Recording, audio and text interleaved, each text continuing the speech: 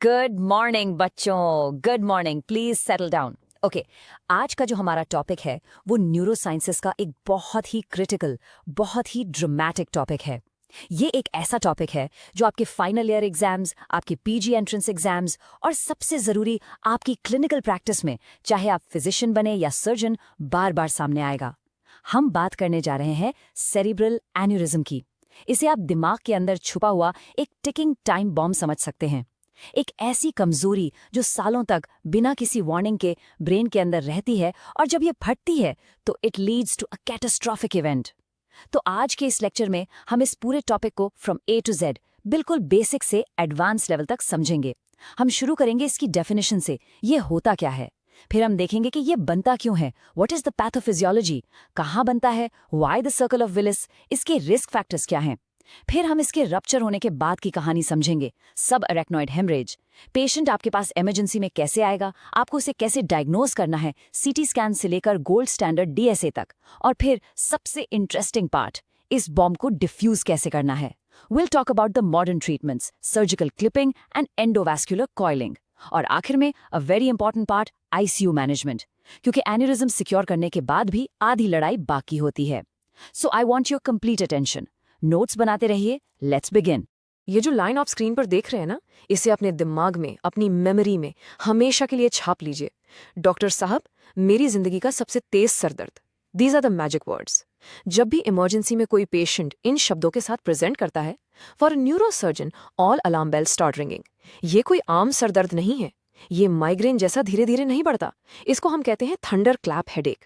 एक thunder clap जैसे आसमान में बिजली कड़कती है, एक सेकंड में फ्रॉम 0 to 100 पेशेंट आपको बताएगा, मैं बिल्कुल ठीक था, टीवी देख रहा था और अचानक मेरे सर के अंदर कुछ फट गया, एक ब्लास्ट हुआ। नाउ, इसके पीछे की साइंस क्या है। जब एक एन्यूरिज्म रप्चर होता है तो आर्टरी का हाई प्रेशर ब्लड सडनली दिमाग के चारों तरफ जो स्पेस है, जिसे हम सबअरेक्नॉइड स्पेस कहते हैं, उसमें तेजी से फैल जाता है। ये ब्लड और इसके ब्रेकडाउन प्रोडक्ट्स ब्रेन की जो प्रोटेक्टिव कवरिंग्स हैं, मेनिंजेस, उनको इंटेंसली इरिटेट करते हैं। और यही sudden severe meningeal irritation is explosive unbearable pain का कारण बनती है। So rule number 1 for all of you, every thunderclap headache is a subarachnoid haemorrhage until proven otherwise. तो चलिए इसको डिफाइन करते हैं। What exactly is a cerebral aneurysm. बिल्कुल सिंपल भाषा में, जैसे आपने देखा होगा कि साइकिल के टायर में अगर एक जगह कमजोर हो तो हवा भरने पर वहां से एक गुब्बारे जैसा बन जाता है, एक बल्ज निकल आता है। एग्जैक्टली वही चीज ब्रेन की आर्टरी के साथ होती है। Medically we define it as a focal abnormal dilation और a balloon like outpouching arising from the wall of a cerebral artery. अब ये होता क्यों है? इट हैपन्स बिकॉज उस जगह पर आर्टरी की दीवार, द वेसल वॉल, कमजोर हो जाती है, उसकी स्ट्रक्चरल इंटेग्रिटी कॉम्प्रोमाइज हो जाती है। आपने फर्स्ट ईयर एनाटमी में पढ़ा है कि आर्टरी की 3 लेयर्स होती हैं, tunica intima, the innermost, tunica media, the middle muscular layer, and tunica adventitia, the outer layer. Aneurysm बनने में जो क्रिटिकल फेलियर है वो 2 चीजों का है, thinning of the tunica media and most importantly disruption of the internal elastic lamina या IEL। ये IEL ही आर्टरी को उसकी स्ट्रेंथ और इलास्टिसिटी देती है। जब ये लेयर्स कमजोर पड़ जाती हैं तो ब्लड के कांस्टेंट प्रेशर से दीवार बाहर की तरफ बल्ज कर जाती है और एक सैक बन जाता है। जब तक ये सैक आराम से बैठा है, it's an unruptured aneurysm, but the moment it ruptures it causes the life threatening subarachnoid haemorrhage. So the key concept is it's a structural failure of the vessel wall. Okay, तो अगला सवाल, next logical question in your mind should be, ये weakness आती कहाँ से है? Brain में इतनी सारी आर्टरीज हैं, तो ये एन्यूरिज्म्स कुछ स्पेसिफिक जगहों पर ही क्यों बनते हैं? ऐसा क्या है उन लोकेशंस में? To understand this we need to revisit the vascular anatomy of the brain और उसके साथ साथ ब्लड फ्लो के फिजिक्स को, जिसे हम हीमोडायनामिक्स कहते हैं, उसको समझना पड़ेगा। We must understand the geography of the battlefield. Around 90% of these berry aneurysms, they occur in a very special arterial network at the base of our brain.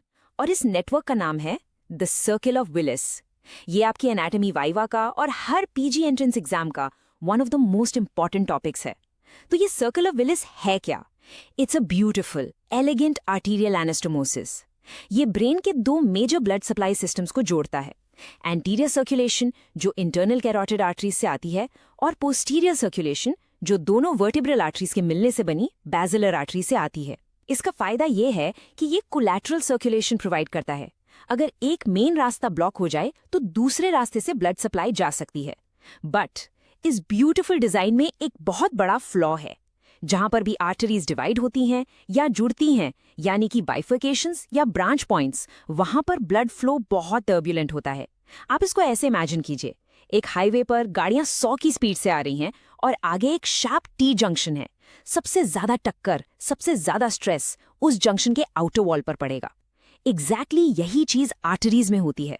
The constant force of blood hitting the vessel wall, the hemodynamic stress, is maximum at these bifurcations. और यही constant hammering सालों साल aneurysm बनने के process को शुरू करती है। और ये चार्ट इस पॉइंट को बिल्कुल साफ दिखाता है। इसको बहुत ध्यान से देखिए। These are the hotspots. सबसे common location about 30 to 35% of all aneurysms is the junction of the anterior communicating artery ACOM with the anterior cerebral artery ACA. क्यों? क्योंकि यहाँ दोनों तरफ से आने वाला हाई फ्लो ब्लड आके टकराता है। The second most common site is the junction of the posterior communicating artery PCOM with the internal carotid artery ICA. और तीसरा हॉटस्पॉट है मिडिल सेरिब्रल आर्टरी MCA का बाइफिकेशन, जहां वो M1 सेगमेंट से M2 सेगमेंट्स में डिवाइड होती है। अगर हम पोस्टीरियर सर्कुलेशन में जाएं तो सबसे कॉमन साइट है बैसिलर एपेक्स, जहां बैसिलर आर्टरी दो पोस्टीरियर सेरिब्रल आर्टरीज में डिवाइड होती है। आप पैटर्न देख रहे हैं, ACOM, PCOM, MCA bifurcation, basilar apex, ये सारे मेजर टी जंक्शंस हैं। इन्हीं पॉइंट्स पर वेसल वॉल में कंजेनिटल मस्कुलर वीकनेस भी हो सकती है। So it's a double whammy, a combination of an inherently weak spot plus high hemodynamic stress. This creates the perfect storm for a berry aneurysm to grow. तो अब सवाल उठता है कि ये कितना कॉमन है? क्या हम सबको इससे डरना चाहिए? देखिए, ऑटोप्सी स्टडीज और मॉडर्न इमेजिंग स्टडीज जैसे MRI बताती हैं कि जनरल पॉपुलेशन में 2 to 5% लोगों के दिमाग में एक अनरप्चर्ड एन्यूरिज्म हो सकता है। Now this number sounds very alarming, लेकिन the most important thing to understand here is the annual risk of rupture. एक छोटा एन्यूरिज्म यानी लेस देन 7 मिलीमीटर्स, उसका साल में फटने का रिस्क बहुत कम होता है, अराउंड 1% पर ईयर या उससे भी कम।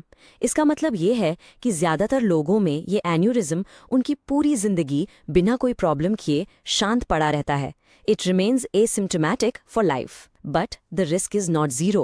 और कुछ चीज़ें इस रिस्क को बढ़ा देती हैं, जैसे एन्यूरिज्म का साइज, जितना बड़ा एन्यूरिज्म उतना ज़्यादा रप्चर रिस्क, उसकी लोकेशन, पोस्टीरियर सर्कुलेशन एन्यूरिज्म्स का रप्चर रिस्क थोड़ा ज़्यादा होता है, और सबसे ज़रूरी पेशेंट के अपने रिस्क फैक्टर्स। सो सिर्फ एन्यूरिज्म का होना is not a death sentence, but it needs careful monitoring and management of risk factors.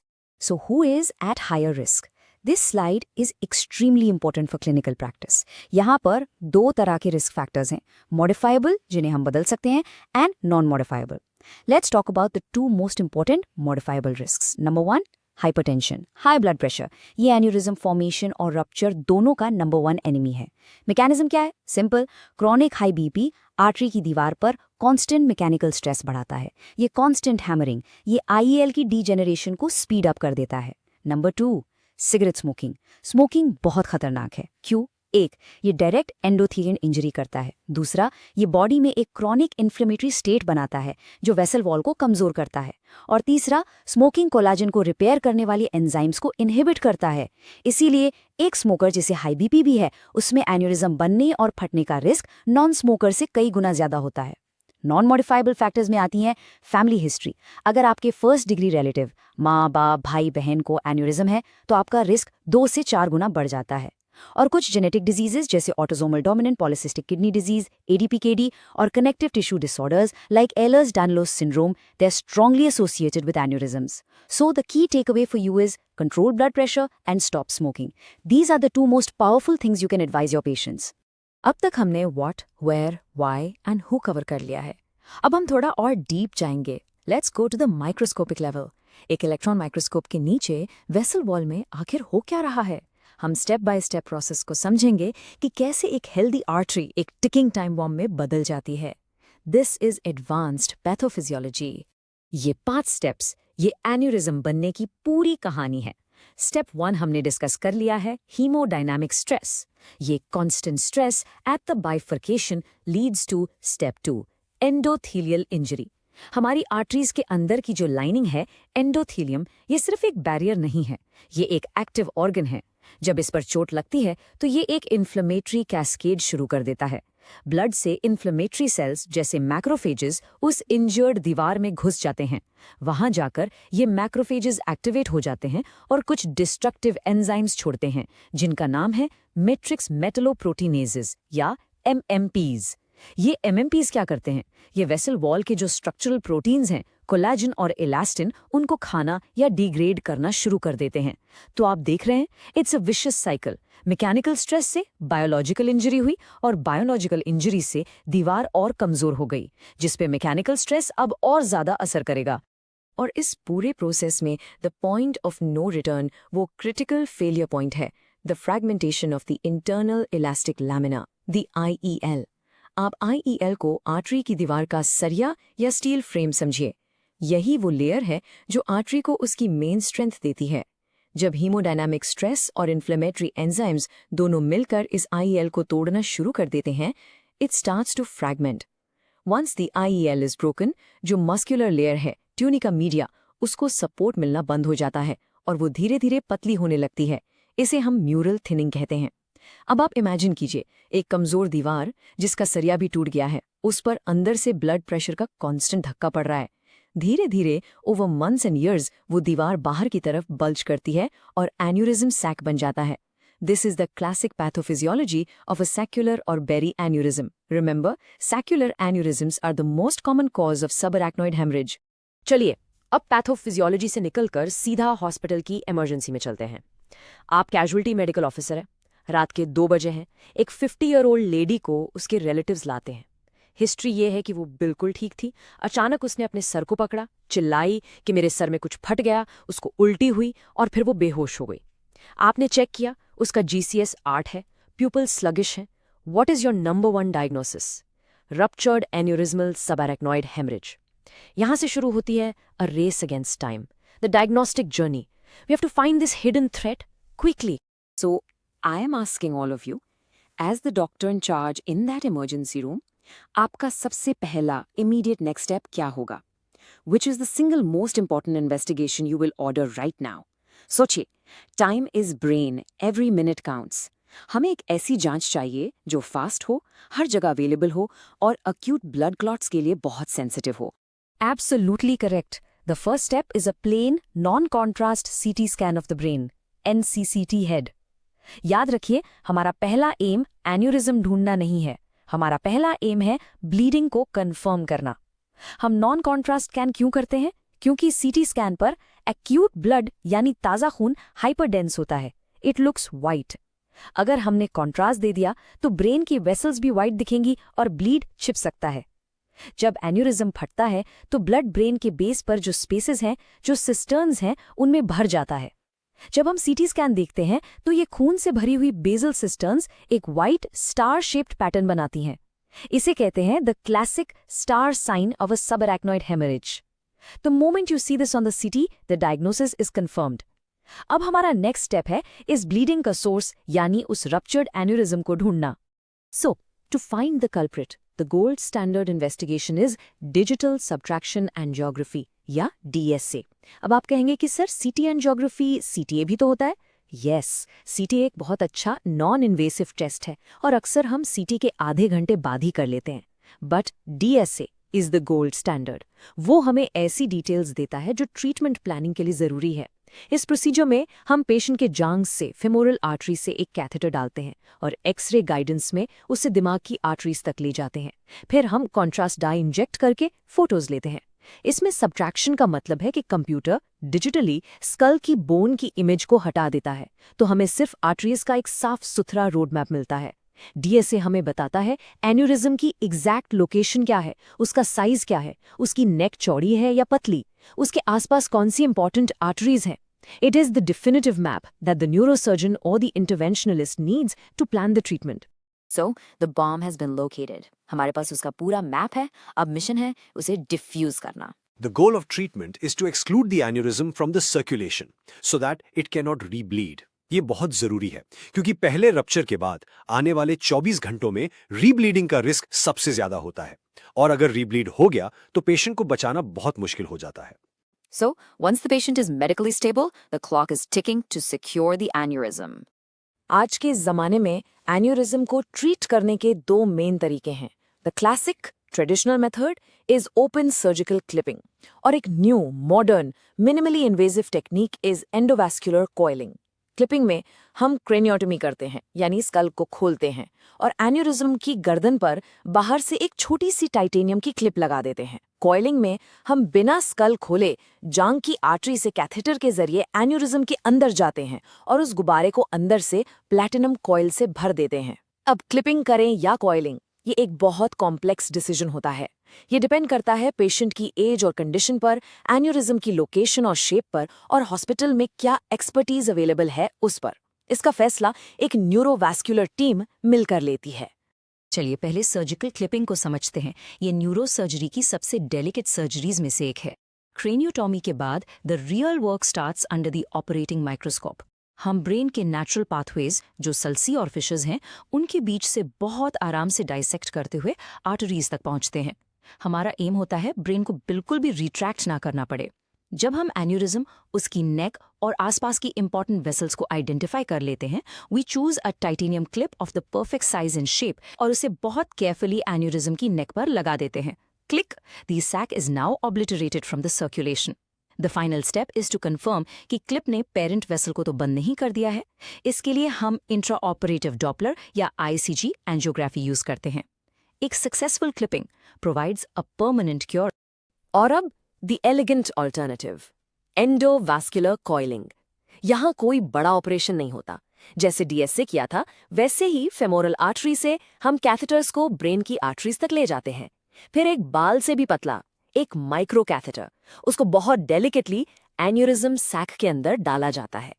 इस माइक्रो कैथेटर के जरिए हम सॉफ्ट प्लैटिनम के कॉइल्स एक एक करके उस गुब्बारे के अंदर डिप्लॉय करते हैं, जब तक वो पूरा पैक ना हो जाए।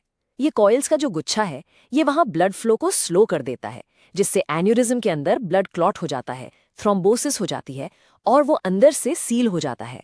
कॉइलिंग का सबसे बड़ा एडवांटेज है कि ये मिनिमली इन्वेजिव है।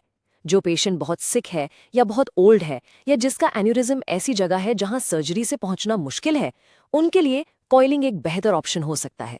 इनफैक्ट आजकल वाइड नेक्ड एन्यूरिज्म्स के लिए स्टेंट असिस्टेड कॉइलिंग और कॉम्प्लेक्स एन्यूरिज्म्स के लिए फ्लो डाइवर्टर्स जैसी और भी एडवांस टेक्निक्स आ गई हैं। तो हमने एन्यूरिज्म को क्लिप कर दिया या कॉइल कर दिया, बॉम्ब हैज बीन डिफ्यूज्ड। तो क्या अब पेशेंट ठीक हो गया? क्या लड़ाई खत्म हो गई? The answer is absolutely no. Aneurysm को सिक्योर करना is just the first battle won. The war is still on. जो पहला सब अरेक्नॉइड हेमरेज हुआ था, उसने ऑलरेडी ब्रेन को एक प्राइमरी इंजरी दे दी है। अब आने वाले 14 दिन, जिसे हम वैसोस्पैज्म विंडो कहते हैं, बहुत ज्यादा क्रिटिकल होते हैं। इन दिनों में पेशेंट को सेकेंडरी ब्रेन इंजरी से बचाना हमारा सबसे बड़ा गोल होता है। And this is where the role of a dedicated neuro ICU comes in. Neuro ICU में हमारे कई गोल्स होते हैं। First, strict blood pressure control. BP को ना बहुत ज्यादा होने देना है, ना बहुत कम। सेकंड, अगर पेशेंट अनकॉन्शियस है तो हम ICP मॉनिटर डालते हैं to check the intracranial pressure. Third, हर घंटे पेशेंट की न्यूरोलॉजिकल मॉनिटरिंग होती है, GCS और प्यूपल्स चेक किए जाते हैं। Fourth, airway protection. फिफ्थ, हम सीजर प्रिवेंशन के लिए प्रोफिलैक्टिक एंटी एपिलेप्टिक ड्रग्स देते हैं। और सबसे important, Sixth, every single patient of subarachnoid hemorrhage is started on a drug called nimodipine. ये एक calcium channel blocker है, and this is the only drug which has been proven to prevent the dreaded complication of vasospasm. ये दवाई oral हर 4 घंटे में 21 दिन तक दी जाती है. So the ICU is all about providing the injured brain with a perfect environment to heal. ICU में हम 3 बड़े दुश्मनों से लड़ते हैं। नंबर 1, रीब्लीडिंग, जिसको हमने एन्यूरिज्म सिक्योर करके काबू में कर लिया। नंबर 2, सबसे खतरनाक इज सेरेब्रल वैसोस्पैज्म। रप्चर के 4 से 14 दिन के बीच में जो खून सब एरेक्नॉइड स्पेस में पड़ा है, उसके ब्रेकडाउन प्रोडक्ट्स दिमाग के आर्टरीज को इरिटेट करके उनको सिकोड़ देते हैं, उनमें स्पैज्म कर देते हैं। जब आर्टरीज सिकुड़ जाती हैं तो उनके आगे ब्लड सप्लाई कम हो जाती है, कॉजिंग अ डिलेड स्ट्रोक, जिसे हम डिलेड सेरेब्रल इस्कीमिया DCI कहते हैं। मैंने कई बार देखा है पेशेंट की क्लिपिंग बहुत अच्छी हुई, डे 6 तक वो ठीक था, बातें कर रहा था, और डे 7 वो अचानक ड्राउजी हो गया, उसको एक तरफ वीकनेस आ गई, पता चला उसको सिवियर वैसोस्पैज्म हो गया है। It is a very dangerous complication. और तीसरा दुश्मन है हाइड्रोसेफेलस। ये जो खून है ये CSF के नॉर्मल फ्लो को ब्लॉक कर सकता है, जिससे दिमाग में पानी भरने लगता है और ICP बढ़ जाता है। इसके लिए एक्सटर्नल वेंट्रिकुलर ड्रेन EVD या परमानेंट VP शंट की जरूरत पड़ सकती है। Alright, we have covered a lot of ground today. हमने इस टॉपिक की पूरी गहराई में जाकर हर एस्पेक्ट को डिस्कस किया है। Now let's do a quick rapid revision of the most important points. ये वो पॉइंट्स हैं जो आपको एग्जाम के लिए और हमेशा के लिए याद रखने हैं। प्लीज फोकस, ये 6 पॉइंट्स इस पूरे लेक्चर का सार हैं। Point number 1. Aneurysms are weak, balloon-like bulges on brain arteries, and they most commonly occur at bifurcations in the circle of Willis due to hemodynamic stress. Point number 2. Hypertension and smoking are the 2 most important modifiable risk factors. Remember this. Point number 3. Rupture of an aneurysm causes subarachnoid hemorrhage, which presents with a thunderclap headache, the worst headache of life. Point number 4. Diagnosis. First NCCT head to confirm the bleed. Then a CTA or DSA to find the aneurysm. DSA is the gold standard. Point number 5. Treatment. Either open surgical clipping or minimally invasive endovascular coiling. Point number 6. Post-treatment in the ICU. Beware of cerebral vasospasm between day 4 and 14. Nimodipine is given to prevent it. In 6 points को याद रखिए and you will know how to approach a case of cerebral aneurysm. और आखिर में lecture खत्म करने से पहले एक सवाल। अभी तक हमने इस बीमारी के टेक्निकल एस्पेक्ट्स की बात की है, द साइंस ऑफ इट, लेकिन अब जरा सोचिए उस पेशेंट के बारे में जिसे किसी और कारण से MRI करवाने पर इंसिडेंटली एक अनरप्चर्ड एन्यूरिज्म का पता चलता है। उस इंसान के लिए ये नॉलेज एक बहुत बड़ा साइकोलॉजिकल बर्डन बन जाती है। वो हर रोज इस डर के साथ जीता है कि उसके दिमाग में एक टिकिंग टाइम बॉम्ब है जो कभी भी फट सकता है। उसकी क्वालिटी ऑफ लाइफ, उसका मेंटल पीस सब खराब हो जाता है। तो मेरा सवाल आपसे ये है, as future doctors, is our role just limited to recommending clipping और कॉइलिंग? हम उस पेशेंट के डर को, उसकी एंग्जाइटी को, the human aspect of this disease को कैसे एड्रेस करते हैं? How do we counsel these patients? इस पर जरूर सोचना, because a good doctor treats the disease but a great doctor treats the patient